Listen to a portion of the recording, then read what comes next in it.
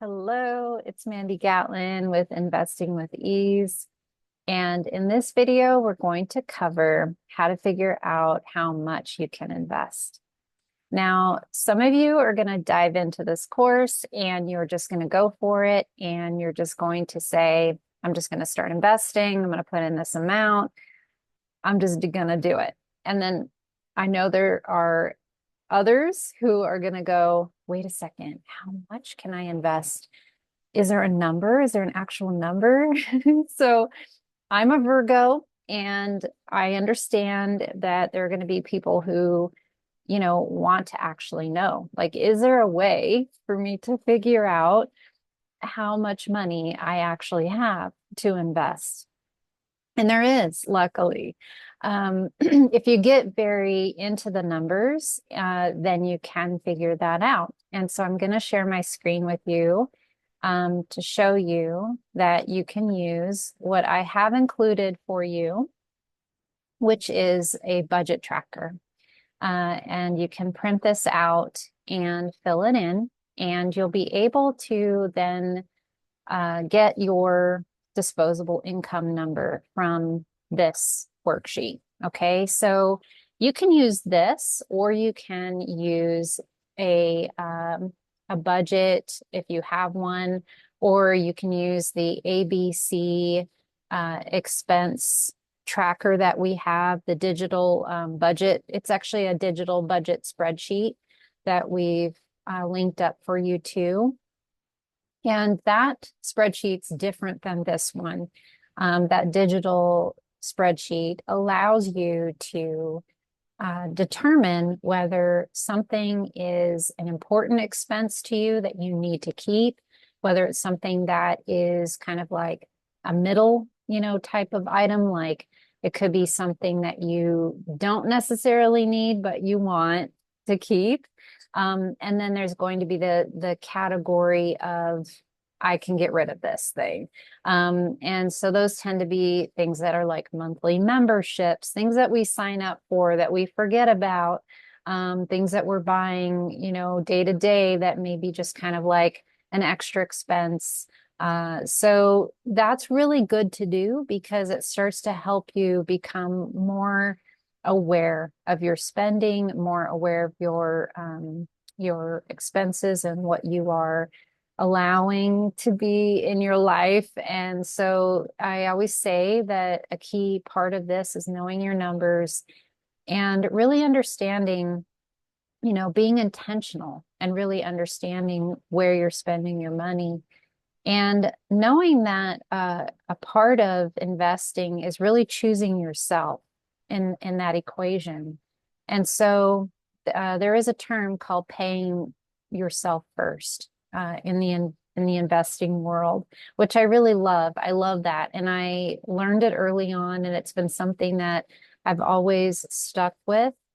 And it's something that you can use, for yourself as a mindset thing for money, which is whenever you make an income, always set aside something for yourself first.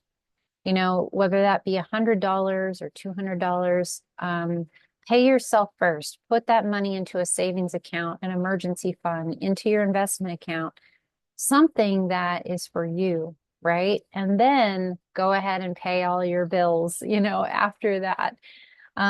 So it really does help you shift your way with money.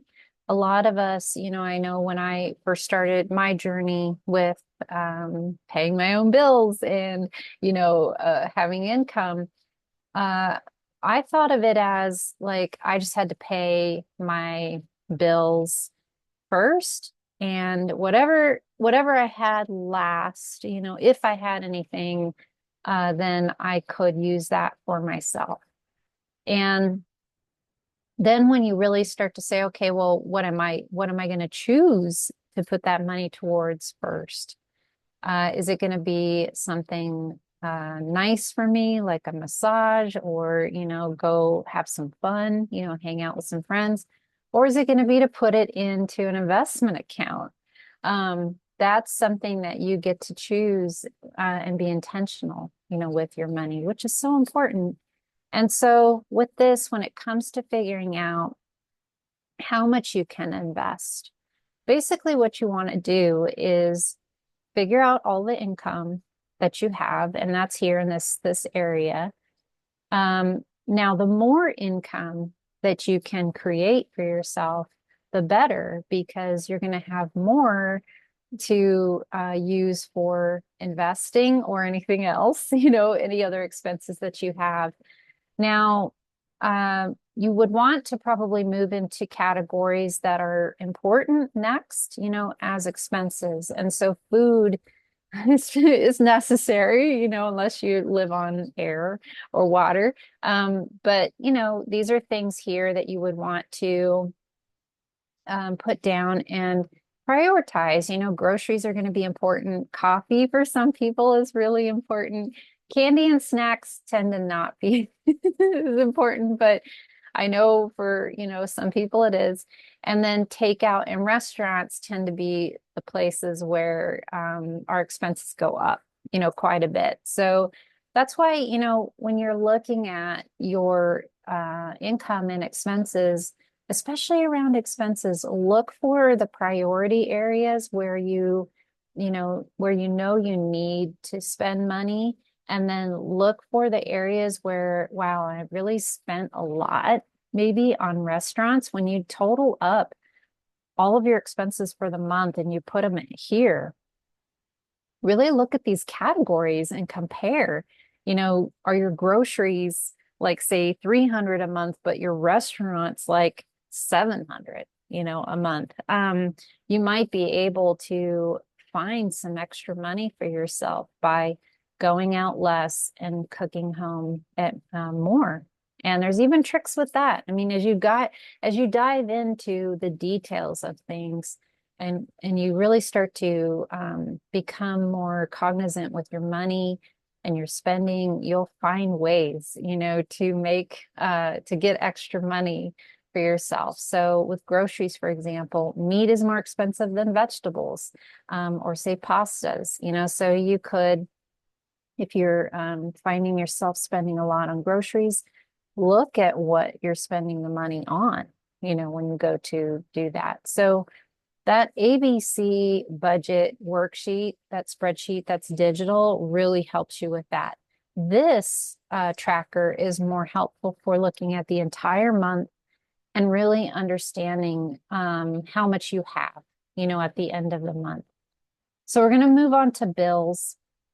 And you can see here that I've listed things like rent, electricity, water and sewer, garbage, all these things here.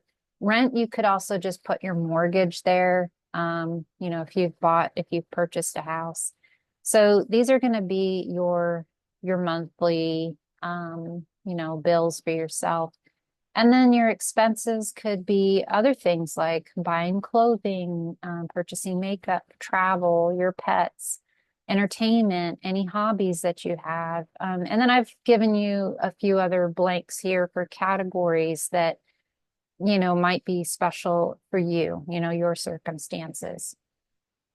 Then we're going to move on to debts, and debts could be things like your mortgage. Now, I really see purchasing a house as more like an investment. So I hate to put it under the category of debt, but it is a reality, that if you have a mortgage, that, the lenders see it as a debt to you. So, there's that. There's other loans here that could be maybe car loans. If you have anything else, you would list it there. And then your savings. So this is going to be an area where, if you want to, you can plug in how much you've already decided that you're putting into savings, or how much you would like to put into your savings, and have those categories filled in. Then you're going to take the totals from each of these blocks, each of these categories, and plug them into these lines here. And once you've determined your income, now you're going to subtract your expenses, your debts, and your savings from your income, and you'll get your total.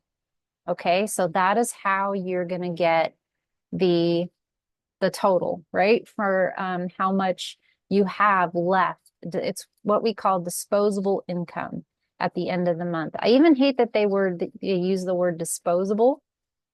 I would rather change it to investment income. So just know this is a worksheet that you have to use. Once you have that number, go ahead and send it right into your investment accounts. Makes it super easy. All right, so we'll see you in the next video.